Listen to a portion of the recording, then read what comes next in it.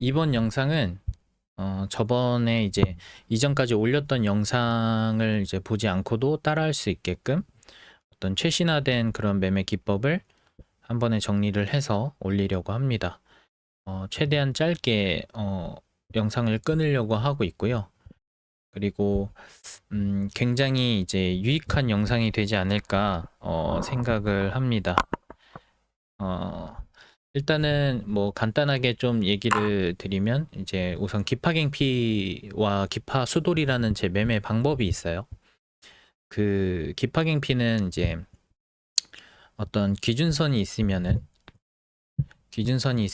거기를 이제 돌파를 해요. 돌파를 하고 그리고 이 밑에 영역과 위의 영역이 1대1 이상 뚫어주는 그런 구간 속에서 이제 눌렸을 때 잡아서 그다음 이제 오르면 팔고 뭐 이런 식의 이제 매매 방법이고 어 일단 이거는 주의할 점은 특징이 그거죠. 일단은 하락하는 추세 속에 있어야 돼요. 하락하던 어떤 추세 속에 있다가 기준선을 못 넘고 혹은 넘기더라도 어떤 1대1 비율 이상 올리지를 못하고 떨어지는 그런 모습 속에서 이제 1대1 이상 뚫어 올린다. 그때 쓰는 게 이제 기파 갱피고 그리고 박스권이나 어떤 상승 추세 속에서 이제 쓸 수가 있겠죠, 또. 근데 이제 가장 제가 제일 좋아라 하는 패턴들은 이런 하락이 계속 진행된 이후에 어느 정도 이제 1대1 이상의 파동이 나왔을 때, 기준선을 넘는 파동이 나왔을 때, 그때를 이제 가장 좋아라 하는데, 그렇게 이제 제가 생각하는 이유는 일단은 1대1 이상 뭔가 이제 기준선을 넘는 파동이 나왔다는 거는 그래도 최소한 이제 계속 하락이 연속이었던 그 추세 속에서 잠시나마라도 이제 약간의 최소한의 상승의 힘, 그 힘이 어느 정도 들어왔다는 거. 그게 핵심이죠. 아니면 상승의 힘이 들어오지 않았다 한들 이제 매수자들의 힘은 그대로인데 매도자들의 힘이 빠진 걸 수도 있죠. 그렇게 두 가지 해석으로 이제 접근을 해볼 수가 있겠죠. 그러면 이제 그때를 노리는데 물론 이제 그 이후에도 계속 하락으로 이어질 수도 있겠죠. 뭐 항상 이제 누누이 말씀드렸지만 매매 100%는 없기 때문에 그저 이제 확률을 높이는 그런 작업들 그런 데서 수익이 발생하는 거겠죠. 어쨌든 이제 이어서 설명을 해보면 이런 1대1 이상 이제 어떤 기준선, 이 기준선이 일목의 기준선도 되고 어떤 분들은 이동평균선의 20선이 될 수도 있고 뭐 50선이 될 수도 있고 100선이 될 수도 있겠죠.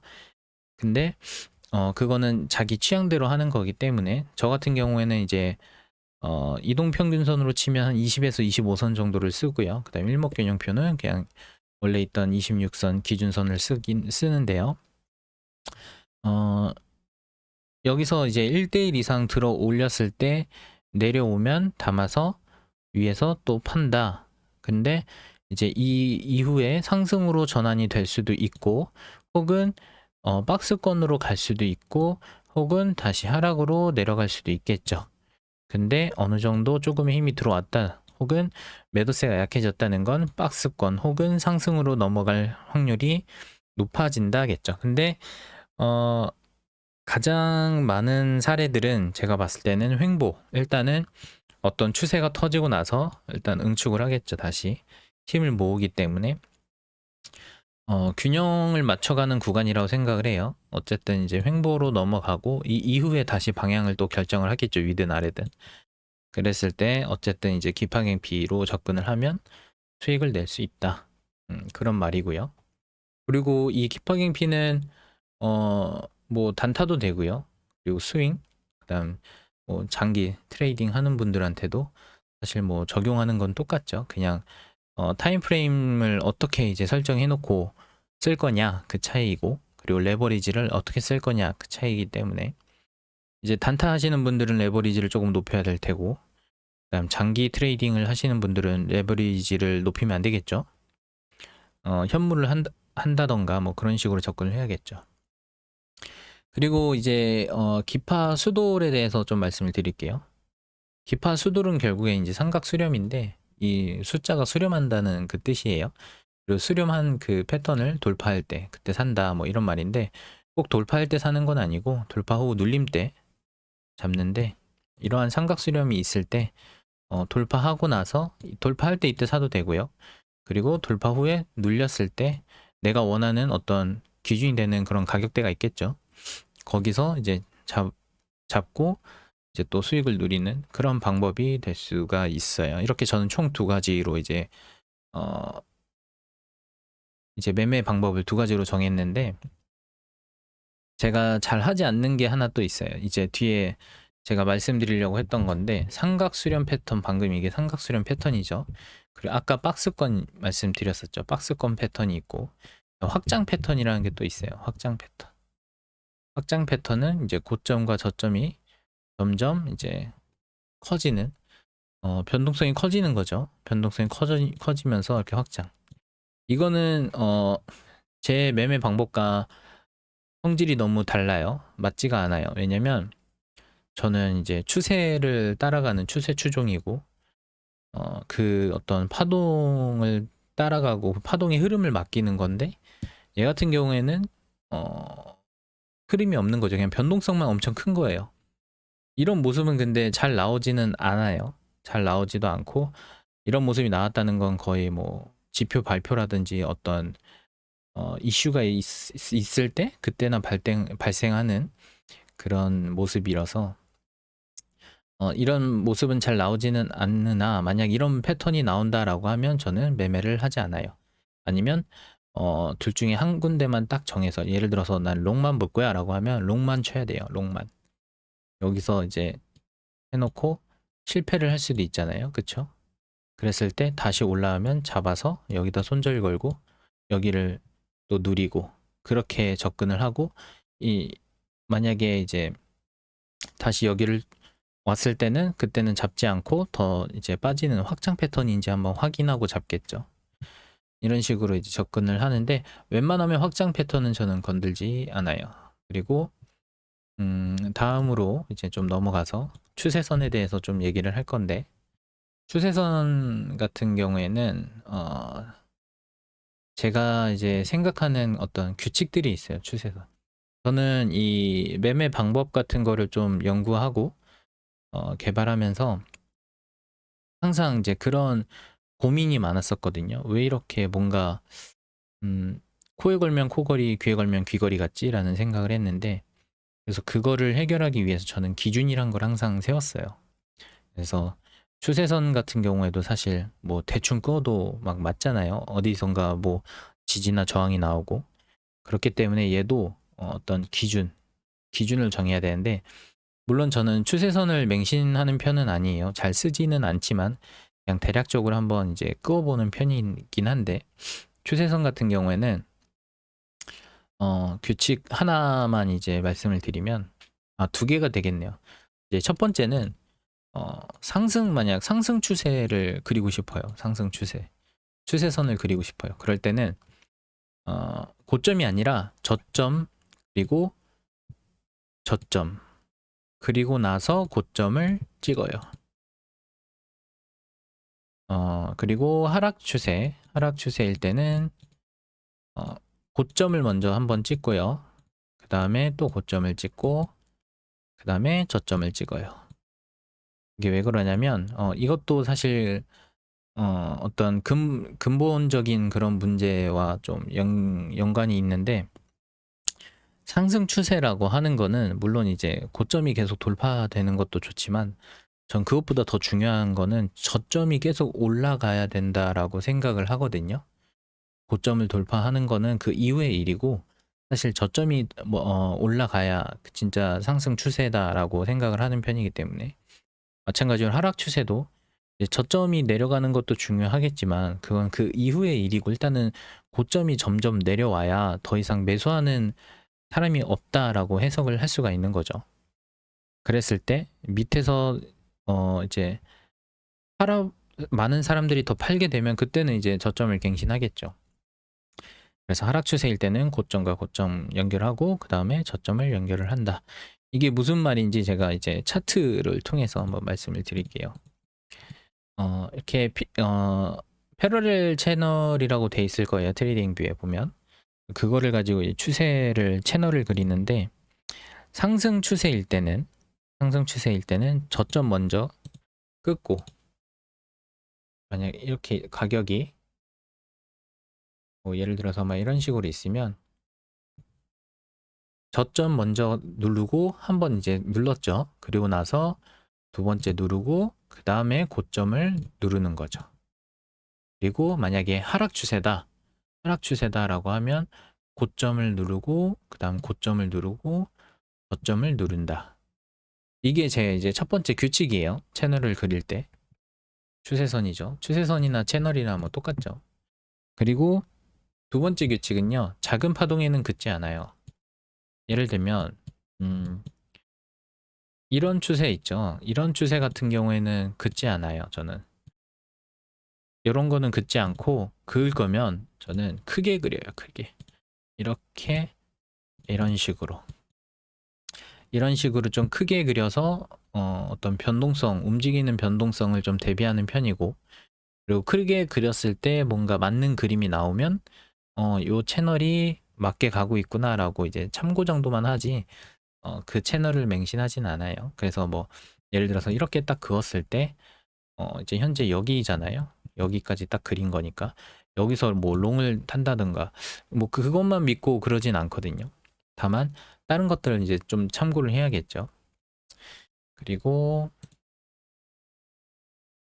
추세를 이제 추세선 그리는 법을 말씀드렸고, RSI 같은 경우에는 이제 제가 처음에 설명드렸던 제가 좋아하는 자리가 있다고 말씀드렸죠. 막 하락하던 추세 속에서 이제 막 1대1 막 뚫어 올리고 이래요. 그쵸? 그 타이밍, 요 타이밍인 때 RSI를 보면요.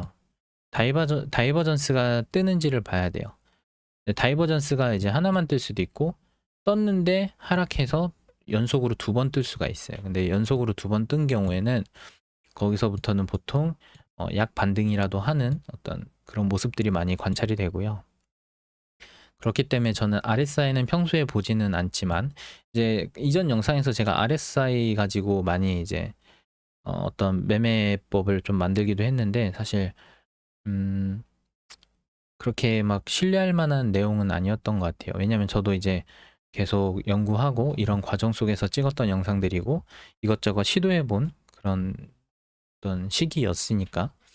근데 어쨌든 지금 이제 RSI는 저는 어떤 용도로 쓰냐면 이렇게 쭉 하락하는 추세 속에서 살짝 이제 들어 올렸을 때 가격을, 그때 음 그때 이제 다이버전스가 뜨느냐 그거를 보고, 물론 이제 떴다고 해서 무조건 100% 올라가는 것도 아니고 안 떴다고 해서 뭐 더 내려가는 것도 아니죠. 이제 계속 항상 이제 말씀드리지만 보조 지표는 참고만 할 뿐이다. 제가 이제 좋아하는 거는 이제 프라이스 액션이죠. 가격 구조만을 가지고 어떤 캔들의 모양이라든지 어떻게 흘러가는지 그런 것만 보고, 저는 이제 솔직히 말해서 이동평균선 없어도 어떠한 보조지표 없어도 매매를 할 수가 있거든요. 그래서 그런 거를 좀 신뢰하는 편이지, 그런 보조지표는 막 딱히 신뢰를 하진 않고 참고만 하는 편이에요. 그리고 이제 제일 중요한 이제 파동에 대해서 좀 말씀을 드릴 건데, 파동도 마찬가지예요. 파동도 엘리어트 파동 보면 아시겠지만 이제 막 유튜브에서 많은 걸 찾아보실 거예요. 뭐 엘리어트 파동도 그렇고 여러 가지 이제 파동에 대한 어떤 영상들을 많이 찾아보실 텐데, 모르겠어요. 저도 많이 찾아봤었는데 이거를 명확하게 설명해 주는 사람이 없었던 것 같아요. 저는. 왜냐면은 그냥 그 사람들도 모르거나 혹은 가르쳐 주기 싫거나 그 둘 중 하나겠죠. 파동이라는 거는 그러니까 애매하면 안 돼요. 파동이. 더군다나 저는 이제 가격 구조, 어떤 차트의 구조적인 모습을 보고 추세를 타는 그런 어떤 트레이딩을 원하기 때문에 파동의 기준을 정하지 않으면 그게 안 돼요. 그래서 파동의 기준을 정하는 건 굉장히 중요하다라고 생각을 하고 그 파동의 기준을 정하는 거를 저는 지금부터 이제 설명을 드릴 건데 좀 집중해서 보셔야 될 것 같아요. 왜냐면 가장 중요한 내용이에요. 음. 자, 기파갱피 이게 이제 주 매매 기법이고 요거를 다시 한번 복습하고 들어갈게요. 기준선이 어떠한 기준선이 있으면 1대1 이상 뚫었고 이전에 전고점을 돌파 혹은 그 전고점 부근까지 올라왔고 그랬을 때 이제 눌림 때 받는다 이건데 여기서 그러면 이제 요거를 파동이라고 부르잖아요. 상승한 파동. 이제 롱 관점에서 보면 그럼 이거를 파동을 어 어떻게 계산을 할까? 그러니까 이게 파동인가 아니면 뭐 차트로 보여드릴까요? 뭐 이거를 한 파동으로 봐야 되냐? 뭐 이거를 한 파동으로 봐야 되냐? 이것도 파동으로 쳐줘야 되냐? 이것도 쳐야 되냐? 뭐 어디 있을까요? 이런 것도 파동인가? 상승에 약간 올랐으니까 상승의 파동인가? 이것도 상승의 파동인가? 이것도 상승의 파동인가? 이것도 파동인가? 이렇게 볼 수가 있잖아요. 그래서 엘리어트 파동 같은 경우에 뭐 1파, 뭐 2파, 3파에 뭐 조정 나오고 ABC 뭐 이런 식으로 막 얘기를 하잖아요. 그런 것들을 이제 할 때 일단은 파동의 기준을 먼저 정해야 엘리어트 파동도 볼 수 있다라고 생각을 하거든요. 물론 저는 엘리어트 파동을 신뢰하진 않지만 어쨌든 이 파동이라는 거는 그냥 내 기분대로 그냥 감대로 이렇게 그렇게 보면은 안 되고요. 파동의 기준을 정하는 건 어떤 식으로 정하느냐면 결국에는 상승 추세일 때는 고점을 갱신을 하고요. 그리고 하락 추세일 때는 저점을 갱신을 해요. 그게 파동의 기본 원칙이에요. 원칙. 그러면은 이제 다시 설명 한번 드려볼게요. 자, 이렇게 파동이 있어요. 파동이. 짜짜짜짜짜짜짜 야, 이런 파동이 있다고 칠게요. 상승 관점에서. 그랬을 때 우리는 한 파동 한 파동 쪼갤 수가 있어야겠죠. 어디부터 어디까지가 파동인지. 그리고 그 한 파동 안에는 저점과 고점이 하나씩 있겠죠, 당연히. 그러면 자, 여기서 이제 시작을 하겠죠. 여기 당연히 이제 기준 파동이 되겠죠. 여기는 누가 봐도 이거 한 파동이죠.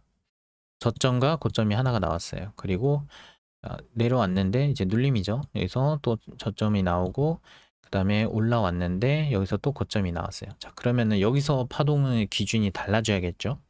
자, 여기 고점을 갱신을 했어요. 그쵸? 그러면은 자, 여기 이전 고점 그리고 이번에 생긴 고점 여기를 이렇게 쭉 구워 보세요. 그리고 나면 이 안에 영역이 있을 거예요. 그 안에 영역에 어떤 가장 낮은 저점 가장 낮은 저점을 이렇게 딱 집어 보세요. 그러고 나서 그 저점부터 현재 나온 이 고점까지를 한 파동으로 보면 되는 거예요. 굉장히 중요한 내용이거든요. 그리고 자, 이어서 가다 보면 이건 쉽죠. 근데 이어서 가다 보면 내려왔어요. 그리고 나서 저점을 만들고 다시 한번 고점 만들고 조금 내려와서 저점 만들고 또 고점 만들고 또 내려와서 저점 만들고. 자, 그러면은 이랬을 때 파동은 어딜까요? 지금 이전 고점을 갱신한 적이 없잖아요. 그쵸? 그리고 이전 저점도 갱신한 적이 없어요. 그쵸? 그러면 이 시점에 와 있어도 여기가 파동의 기준이 되는 거예요. 그쵸? 그리고 나서 이 고점을 뚫은 이 시점부터는 이제 파동이 옮겨가는 거죠. 그럼 여기를 아까 잘랐죠? 전고점이니까. 그리고 이번 고점은 또 여기죠. 이렇게 딱 그어보는 거예요. 그럼 그 사이의 영역 중에 가장 낮은 곳은 여기죠. 그럼 여기서부터 이 고점까지 한 개의 파동으로 볼 수가 있는 거죠. 그렇죠? 그리고 나서 살짝 눌렸다가 또 고점을 갱신해 줬어요. 그럼 또 뭐다? 또 고점을 또 끊는다. 그리고 그 사이 영역의 가장 낮은 이 저점을 한 파동으로 보고 이렇게 체크를 할 수가 있어요. 그러면 이제 하락 추세일 때는 반대로 이제 저점 갱신할 때마다 끊어준 다음에 그 사이에 가장 높았던 고점을 이제 가장 최고점이라고 이제 볼 수가 있겠죠. 거기서부터 파동을 이제 하락 파동을 셀 수가 있겠죠. 이런 식으로 기준을 정해주면 되는 거예요. 왜냐면 이 기준 정하는 게 정말 정말 중요해요. 왜 그러냐면 이 기준을 정하지 않으면 진짜 어떤 뭐 보조 지표든 뭐 매매 기법이든 뭐 엘리어트 파동이든 뭘 해도 안 먹혀요. 먹힐 수가 없어요. 왜냐면 그때그때마다 달라지기 때문에 내 입맛대로 달라지는 거예요. 내 어떤 심리 상태, 그런 어떤 차트의 생긴 모양새 이런 거에 따라서 그냥 감대로 하니까 이게 정말 달라지는 거예요. 그러면 그렇게 됐을 때 문제가 뭐냐? 일단 첫 번째, 내 손절 라인이 달라져요. 근데 손절은 달라지면 안 되거든요. 그냥 항상 일정해야 돼요. 손절 라인은 내가 정해놓은 어떤 규칙 안에서 항상 정해져야 되는 거예요. 근데 예를 들어 똑같이 생긴 차트인데 어쩔 때는 뭐 마이너스 뭐 예를 들어서 어쩔 때는 뭐 여기다가 손절을 두고 또 어쩔 때는 뭐 여기다 손절을 두고 또 어쩔 때는 뭐 여기다 손절을 두고 이러면 안 되잖아요. 그쵸? 그래서 정확한 손절 라인을 둬야 된다. 그리고 이제 기파갱피랑 접목을 시킨 방법인데 여기도 이제 중요하거든요. 요거는 또 어떻게 이제 설명을 드릴까? 이렇게 파동이 있으면 대충 한번 이제 끄어봤어요. 이런 파동이 있다라고 하면 자, 여기가 한 파동으로 봤죠, 그쵸? 여기를 한 파동으로 봤고 그리고 나서 내려왔다가 또 한 파동을 했는데 고점을 넘겼기 때문에 이젠 여기가 기준이 파동이 되는 거죠, 그쵸? 그랬을 때 자, 피보나치를 끊는 거예요. 저점과 고점을 연결을 해요. 그리고 나서 0.5 1과 0.5, 0 이렇게 세 개를 두고 자 0.5면은 가장 가운데 값이에요. 그쵸? 가장 평균 값이란 말이에요. 0.5가. 그러면은 만약 상승이다. 내가 지금 롱에 배팅하고 있다. 그러면 0.5보다 위에 있는 구간은 비싼 거예요. 그쵸? 그리고 0.5보다 아래에 있는 거는 싼 거예요. 그런 식으로 가격대를 나누는 거예요. 그랬을 때 이것도 하나의 기준이죠. 제가 만든 기준. 지금 제 기준을 여러분들한테 공유를 하고 있는 거예요. 그러니까 이게 저의 방법이지만 이걸 응용하거나 아니면 완전 새로운 어떤 메커니즘을 이제 만들어서 본인만의 어떤 매매 방법을 찾아야겠죠. 근데 이거는 제 매매 방법이에요. 파동을 피보나치를 그어서 밑에는 싼 구간, 위에는 비싼 구간을 영역을 나눈 뒤에 저는 밑에서 살 거예요. 싼 구간에서. 왜냐? 너무 당연하지만 제 손절 라인은 저점이잖아요. 그쵸? 이 저점. 이 저점 부근에다 제 손절 라인을 걸 거란 말이에요. 그랬을 때 이 밑에서 사야 제 손절 라인이 좀 더 짧아지겠죠. 그쵸? 단점은 뭐예요? 그만큼 반등할 힘이 약할 수도 있다가 되겠죠. 가격이 많이 빠진 상태니까. 어쨌든 근데 저는 그것보다는 그냥 제 리스크를 더 줄이고자 밑에서 이제 사서 손익비를 늘리자가 제 취지예요. 그래서 저는 이 밑에서 이 손절 라인 그 부근에서 사겠다 이건데 그래도 너무 손절 라인만 고집할 수는 없잖아요. 여기서 뭘 추가할 거냐면 0.5보다 밑에서 사기는 사되 0.5 포함이에요. 0.5를 포함해서 이 밑에 구간에서 살 건데 어디서 사야 가장 효율이 좋을까를 고민을 하는 거죠. 무조건 밑에서 산다고 되는 게 아니잖아요. 그쵸? 거기까지 가격이 안 올 수도 있는 거고. 그러면 어떻게 내가 확률을 높일 수 있을까? 좋은 타점을 찾을 수 있을까? 그거를 왼쪽을 보는 거예요. 여기 만약에 제가 이제 여기에 와 있다. 그럼 이제 이쪽을 보는 거죠. 그랬을 때 여기에 무슨 일이 일어났는지 여기에 정확하게 여기에 무슨 일이 일어났는지 보고 이제 매물대를 보는 거죠.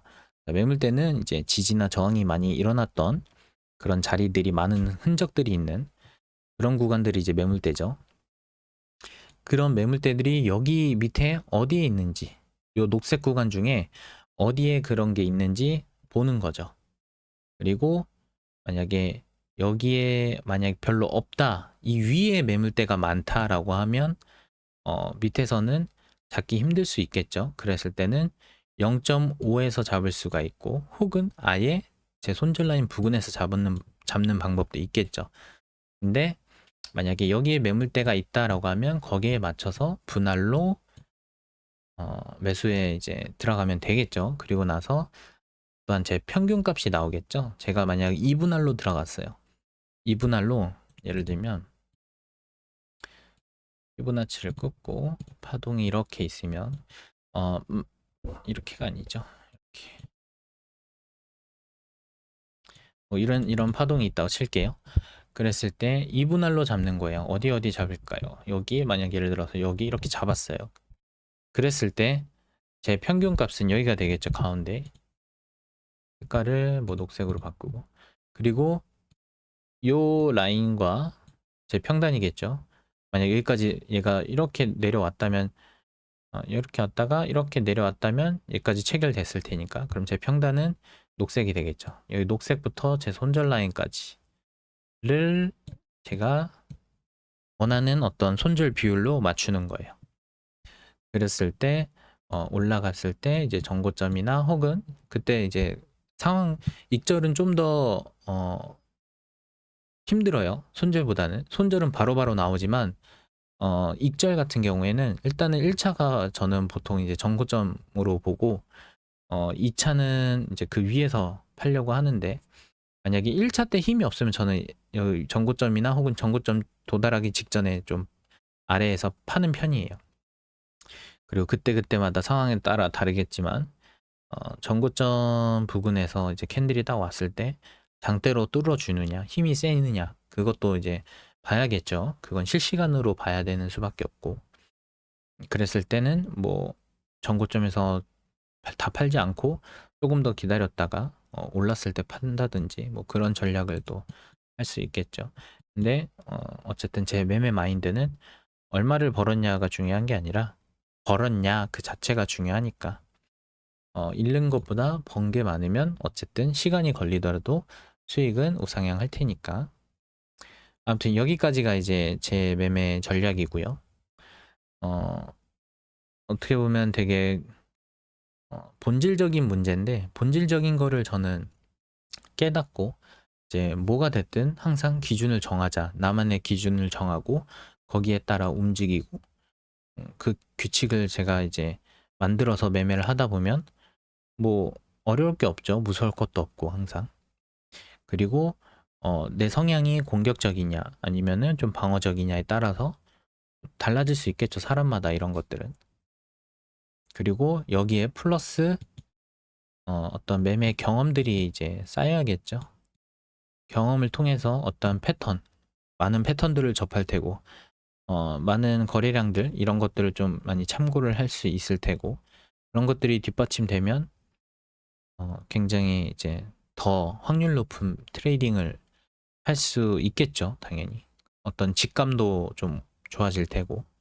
근데 저는 이제 이 영상을 통해서 알려드리고 싶었던 거는 뭐가 됐든 꼭 이 방법을 쓰지 않아도 돼요. 저는 개인적으로 이 방법이 정말 엄청 좋다라고 생각을 하지만 이건 저만의 그 무기고, 음, 제가 드리고 싶은 말씀은 뭐가 됐든 기준은 만들어라. 기준을 만들고 나만의 트레이딩을 해라. 이게 제가 전달하고 싶은 그런 포인트고요. 그리고 그 기준을 정했으면 무서울 것도 없고 그대로 실행을 해보고, 만약에 결과가 좋지 않다라고 하면 다시 또 수정하거나 뭔가 바꿔서 또 재도전하면 되니까, 그런 식으로 여러분들도 한번 고민을 많이 평소에 해보고 이것저것 좀 시도를 많이 해봤으면 좋겠어요. 그래서 처음에는 진짜 작은 돈으로 많이 트레이딩도 많이 해보시고, 너무 막 기법을 쫓지 마세요. 그냥 본질적인 문제에 대해서 고민하는 게 가장 베스트인 것 같아요. 뭐 월 뭐 얼마를 벌었다 뭐 그런 매매 기법 뭐 이런 거 찾지 마시고, 보조 지표에 의존하는 그런 매매 기법 찾지 마세요. 그냥 자기만의 그런 것들을 찾으세요. 기준을 정하고. 그래야 마음이 어떤 심리가 흔들리지 않고 안정이 되거든요. 근데 이것저것 다 잡식처럼 해버리면 어, 흔들려요. 기준이 없기 때문에. 그래서 딱 기준을 만들고 그리고 파동을 좀 중요하게 보셔라. 그러면은 여기까지 하고요. 앞으로는 이제 솔직히 제가 알려드릴 수 있는 거는 다 알려드린 것 같거든요. 제가 현재 실제로 트레이딩 할 때 이제 쓰는 방법들을 다 알려드렸고, 뭐 추가로 있으면은 잠깐 영상 뭐 올리겠지만, 보통 이제 앞으로는 조금 그런 교육 영상 이런 거 말고, 그냥 실전에서 제가 어떻게 트레이딩을 하는지, 어디서 사서 어디서 팔았는데 그 근거는 무엇인지, 약간 매매일지 형식으로 그렇게 영상을 제가 가끔씩 올리려고 하거든요. 아무튼 뭐 제가 대단한 트레이딩을 하는 건 아니지만 그래도 나름 이제 좀 깨달은 게 있었기 때문에 그런 것들을 좀 다른 사람들과 공유하고자. 왜냐면 파동의 기준 같은 건 진짜 어디 유튜브에서도 알려주질 않거든요. 모르는 건지 안 알려주는 건지는 뭐 제가 모르지만 어쨌든 그런 것들을 좀 잘 자기 걸로 만들어서 모두들 또 성공했으면 좋겠습니다. 그럼 여기까지 하고 다음에는 실전 매매 영상으로 또 찾아뵙도록 하겠습니다. 고생하셨습니다.